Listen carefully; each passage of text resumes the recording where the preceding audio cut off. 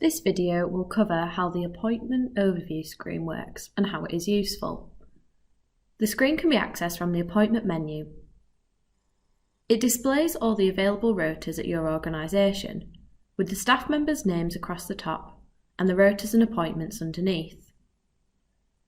You are only able to see the patient and appointment information by hovering over a slot or by clicking on the rota to zoom in.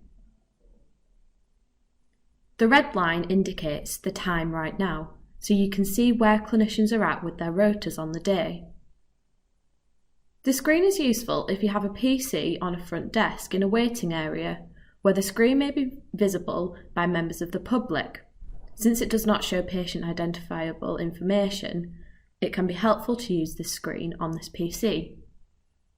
It is also useful for managers of organisations if they want to see quickly in one screen which staff have rotas that day and where they are up to by using the red line.